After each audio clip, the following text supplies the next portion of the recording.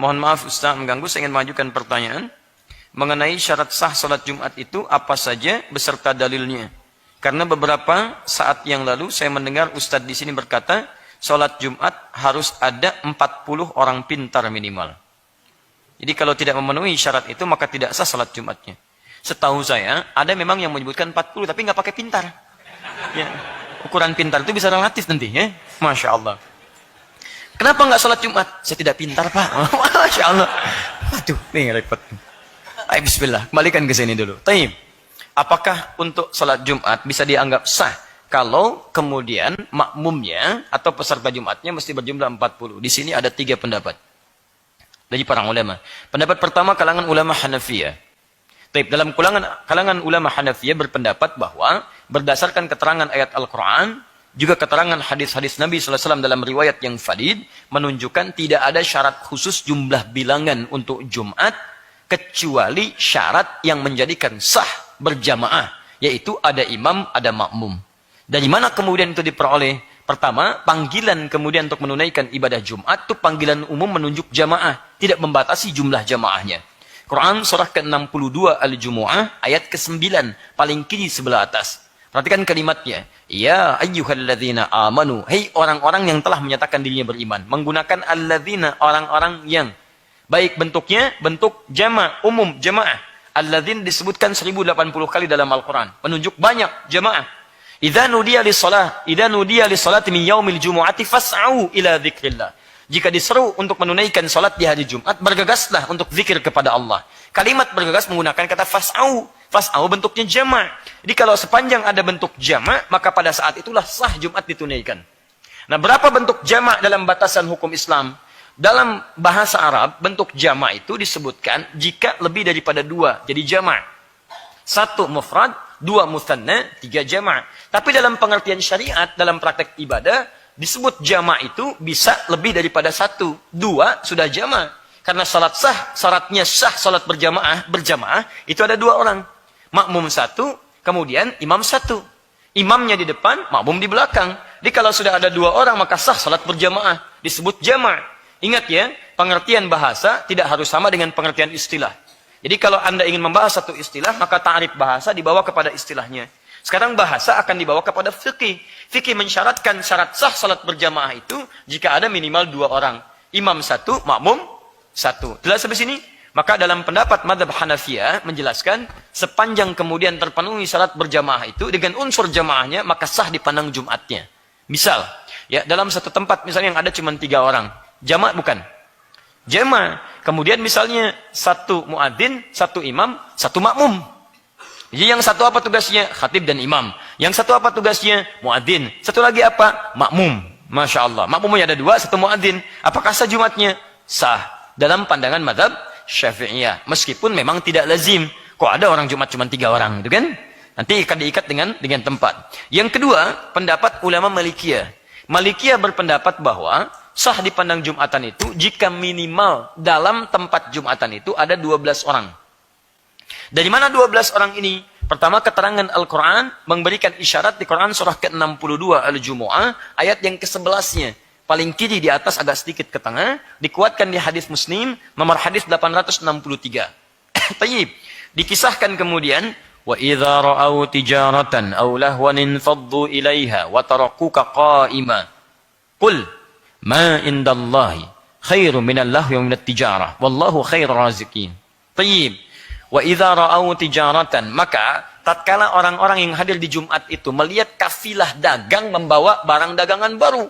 Jadi ini di awal-awal masa Islam, baru turun syariat Jumat, tiba-tiba ketika Jumatan di awal-awal masa syariat itu datang kafilah. Kafilah itu rombongan bawa dagangan untuk ditawarkan. Dari Syam dikisahkan. Syam. Tawarkan bonus, Pak. Ya, diskon. Diskon. Diskonnya naik 90%. Masya Allah. Samping masjid. Dan yang ditawarkan, yang antum cari. Itu masalahnya. Taib, segini dah ilustrasinya. Ibu lah Bu ya. Ibu sedang di mall Bu. Tiba-tiba adzan berkumandang. Allahu Akbar, Allahu Akbar. Di bawah ada masjid. Ibu teruskan transaksi atau ke masjid dulu? Bisa. Ibu ke masjid dulu karena baru pilih-pilih gitu kan. nanti Pak saya kesini lagi ya habis sholat. Silahkan Bu. Begitu mau turun, speakernya bunyi. Sekarang diskon 90%, 90%. Masya Allah. Yang disebutkan diskon, itu barang yang ibu cari. Pertanyaan saya, ibu teruskan lagi transaksi atau tidak jadi sholat?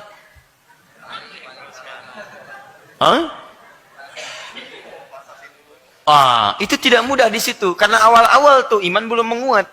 Maka dari itu apa yang terjadi?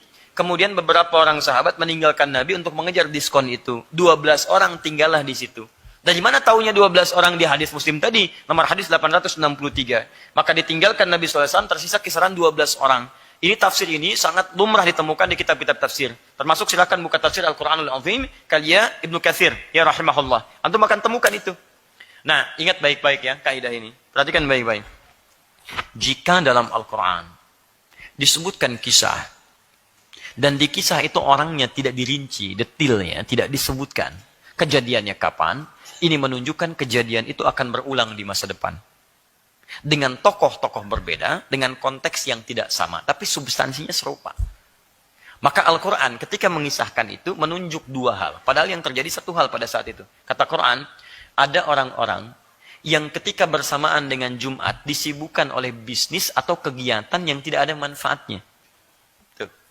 Hati-hati. Maka mereka tinggalkan Jumat untuk mengejar aktivitas bisnisnya atau hal yang tidak bermanfaat itu. Ketika tidak disebutkan kejadiannya kapan, orangnya siapa, ini memberikan kesan akan terjadi lagi di masa depan, orang tega meninggalkan Jumat untuk mengejar urusan dunianya. Antum ya ikhwan, wajib Jumatan.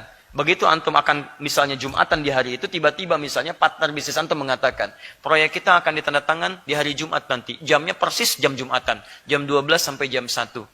Ya, dari proyek itu nilainya 200 miliar misalnya. 200 miliar, tidak tanggung-tanggung. Pertanyaan saya, ketika itu disampaikan kepada antum, antum pilih Jumatan atau pilih tanda tangan proyek itu? Tawarannya sederhana, antum tidak hadir pada saat itu, maka proyek batal. Jawaban ini akan menunjukkan indikator tingkat keimanan antum. Semakin banyak mikir, menandakan imannya bermasalah. Cepat. Selesai. Maka pada yang seperti itu, Allah tegaskan kalimatnya. Perhatikan kalimatnya baik-baik. Qul. Ini bahasa Al-Quran. Ma indallahi khairun minal lahwi wa minat tijarah. Dan ditegaskan. Wallahu khairan raziqin. Katakan kata Allah Muhammad pada tipe orang-orang seperti ini. Katakan pada mereka.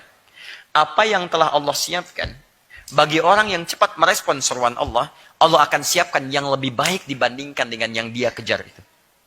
Dan tutup dengan kalimat yang sangat indah. Wallahu khairur raziqin, dan Allah yang mengatur rezeki yang terbaik. Pertanyaan saya, yang punya rezeki siapa? Allah. Yang mengatur siapa? Kalau bahasa bebasnya begini, yang punya rezeki itu saya. Yang punya rezeki saya. Mudah bagi saya untuk menentukan, kamu ikut Jumat atau tidak, rezeki tidak akan tertukar. Kamu kejar-kejar itu, bisa kamu saya wafatkan pada saat itu. Begitu Anda kejar itu untuk tanda tangan, Masya Allah, meninggal di jalan. Rezeki nggak dapat yang ini, ya, nggak ditanda tangan, dan ini pun Jumat tidak dikerjakan. Mudah bagi Allah. Dan sangat mudah bagi Allah menjadikan itu lebih daripada 200 juta. Masya Allah. Begitu tiba-tiba antum mengejar Jumat, Allahu Akbar. Meninggalkan itu semua, dibatalkan proyeknya. Muncul kisahnya. Seorang mengejar Jumat untuk meninggalkan 200 miliarnya. Viral kisahnya. Tiba-tiba datang orang punya proyek 400 miliar. Lebih daripada ini. Dan itu orang Islam. Sampaikan, berikan, dan sebagainya. Itu luar biasa. Antum jangan takut. Kalau ada hal bertentangan dengan syariat, waktunya bersamaan, kejar syariat dulu. Karena Allah yang punya rizki. Rizki antum nggak akan tertukar. Rizki itu hanya bisa diikhtiarkan dan didapatkan dengan izin Allah. Rizki tidak terletak betapa kerasnya antum bekerja. Kalau rizki itu mengalir berdasarkan pekerjaan keras, orang-orang yang punya pekerjaan keras lebih banyak uangnya dibandingkan dengan antum. Tapi ada orang berpikir, rizkinya datang. Orang yang begini, rizkinya datang. Orang yang kerja keras, keluar keringat, macam-macam, rizkinya sedikit.